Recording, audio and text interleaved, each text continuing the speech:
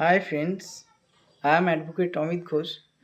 In today's video, I will be sharing some important precautionary tips to help you protect yourself from bank related cyber fraud issue.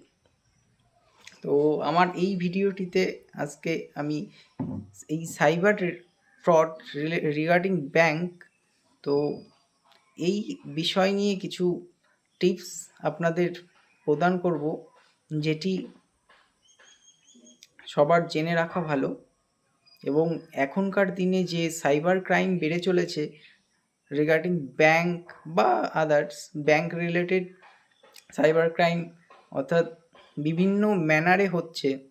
কাউকে phone করছে, phone করে তার unknown number থেকে call করে তার থেকে OTP চাইছে। ওটিপিটা সে শেয়ার করা মাত্রই তার ব্যাংক থেকে লক্ষাধিক টাকা উধাও হয়ে যেতে পারে, অথবা কোনো লিঙ্কের মাধ্যমে তার ফোনে লিঙ্ক আসতে পারে, সেই লিঙ্কে ক্লিক করার পর তার টাকা ব্যাংক থেকে উধাও হয়ে যেতে পারে। এবং তাকে কোনো ইনভেস্টমেন্ট টিপস দিয়ে তার অ্যাকাউন্ট থেকে টাকা উধাও হয়ে যেতে পারে, যেটি রিসেন্ট হয়েছে একটি ব্যক্তির। তো নিউ টাউনে ২১ লাখ টাকা তার অ্যাকাউন্ট থেকে উধাও হয়ে গেছে। ইনভেস্টমেন্ট টিপস রিগার্ডিং সে তাকে কিছু লিঙ্ক প্রোভাইড করেছিল, সে ক্লিক করার পর তার টাকা উধাও হয়ে গেছে। কলকাতার ঘটনা, নিউ টাউনের। তো এরকম অনেক ঘটনা ঘটছে। তো এমন কোনো ঘটনা যদি ঘটে, তো সেই ক্ষেত্রে ওই টাইমে, ওই মুহূর্তে সেই ভিকটিমের কী করণীয়, এই বিষয়টি নিয়েই আমি কিছু টিপস আপনাদের দেব। তো যদি এমন হয় কোনো ব্যক্তির অ্যাকাউন্ট থেকে এই ফোন কল অথবা লিঙ্ক বা অন্যান্য যেসব ডিজিটাল অ্যারেস্ট হতে পারে, এমন কোনো ভয় দেখিয়ে বা ওটিপি শেয়ার করার পর তার অ্যাকাউন্ট থেকে লক্ষাধিক টাকা উধাও হয়ে গেল, সেই মুহূর্তে সেই ব্যক্তির করণীয় কী? তো এরকম হলে সেই মুহূর্তে ওই ভিকটিমের করণীয়, national cyber crime helpline number যেটা রয়েছে 1930, সেখানে কল করে ফিনান্সিয়াল ফ্রডের ওপর একটি কমপ্লেন লজ করার। তারপর কমপ্লেন লজ করার পর সেই ব্যক্তিকে একটি ডকেট নাম্বার দেবে, যেই ডকেট নাম্বারটা 14 সংখ্যার। তারপর সেই ব্যক্তির লোকাল থানায় ইনস্ট্যান্টলি সেই ব্যক্তিকে লোকাল থানায় একটি এফআইআর লজ করতে হবে। তারপর সেই ব্যক্তি, যে টাকাটা ফ্রড হয়েছে, যে মাল্টিপল অ্যাকাউন্টগুলিতে টাকাগুলি গেছে, সেই মাল্টিপল অ্যাকাউন্টগুলি কিন্তু ওই সময়ে ওই কমপ্লেন 1930 ইনস্ট্যান্টলি কমপ্লেন করার পরই কিন্তু যে মাল্টিপল অ্যাকাউন্টগুলি টাকাগুলি গেছে, সেই অ্যাকাউন্টগুলি কিন্তু ব্লক হয়ে যায়। এবং যার ফলে ওই সাইবার ক্রিমিনালসরা যেই টাকাগুলি নিয়েছে ওই মাল্টিপল অ্যাকাউন্টগুলি কিন্তু আর কোনো রকম ট্রানজ্যাকশান করতে পারে না।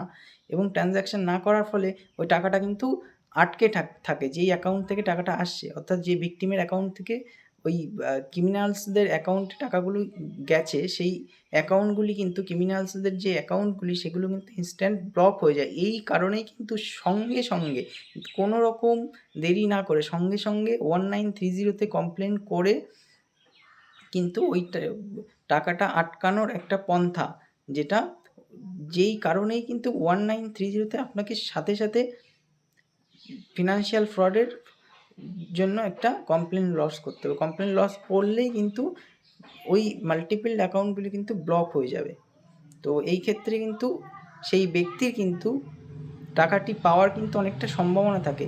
কিন্তু যদি ওই ব্যক্তি দেরি করে ফেলে 1930 কমপ্লেনটা লজ করতে, তো সেক্ষেত্রে কিন্তু দেরি করলে কিন্তু ওই ব্যক্তির টাকাটা পাওয়ার কিন্তু একটি খুব চাপ হয়ে যায়, টাকাটি পাওয়ার সম্ভাবনা কিন্তু খুবই কমে যায়।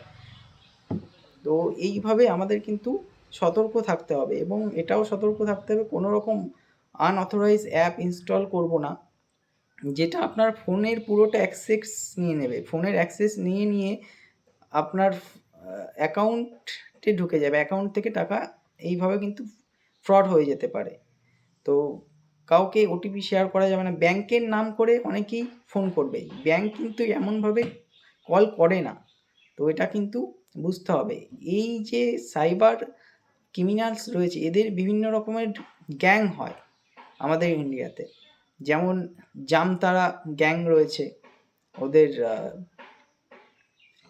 তারপর হুগলি, তারপর হাওড়াতে রয়েছে জামতারা গ্যাং, যেটা যেটা ঝাড়খণ্ডে রয়েছে। হাওড়াতে গ্যাং রয়েছে। তো এই কলকাতার একটা রিসেন্ট ঘটনা, যেখানে 81 ইয়ার্স ওল্ড একজন ভিকটিম, তার অ্যাকাউন্ট থেকে 88 lakhs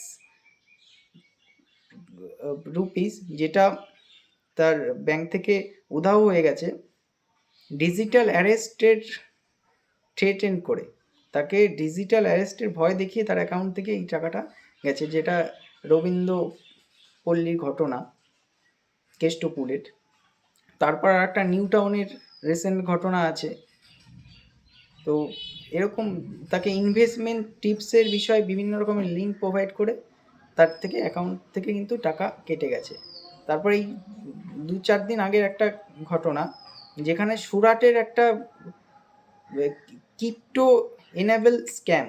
তো সেখান থেকে ইনভেস্টিগেশন করে পুলিশ জানতে পারে যে এদের সঙ্গে একটা চায়নার, পাকিস্তান, মায়ানমারের একটা টাই রয়েছে, যেটা সুরাটের যোধপুরের একটা গ্যাং। তো এরকম কিন্তু প্রচুর এখন ফ্রড হচ্ছে। তো আমাদের সবাইকেই কিন্তু সতর্ক থাকতে হবে। কিন্তু তারপরেও যারা এই বিষয়ে আনঅ্যাওয়ার, তো তাদের কিন্তু এটা মাথায় রাখতে হবে যে ব্যাংক কোনো সময় কিন্তু কল করে না এভাবে, এবং যদি কেউ কল করে আমরা ওটিপি তাকে বলবো না, এবং কোনো রকম ডিটেলস তাকে শেয়ার করব না। তো এটা কিন্তু মাথায় রাখতে হবে। তো এই বিষয়ে যদি আমরা মাথায় রাখতে পারি, তাহলে কিন্তু অনেকটাই কিন্তু সাইবার ক্রাইমকে আমরা প্রোটেক্ট করতে পারবো, প্রিভেন্ট করতে পারবো, আমাদের নিজেদের অ্যাকাউন্টকে বাঁচাতে পারবো। সেটা কিন্তু মাথায় রাখতে হবে। তো এই বিষয়ই ছিল আজকে আমার আলোচনার বিষয়, এটা নিয়েই। তো যদি ভিডিওটা ভালো লাগে এবং হেল্পফুল মনে হয়, তাহলে চ্যানেলটিকে সাবস্ক্রাইব করতে পারেন এবং একটি লাইক এবং শেয়ার করতে পারেন। ধন্যবাদ।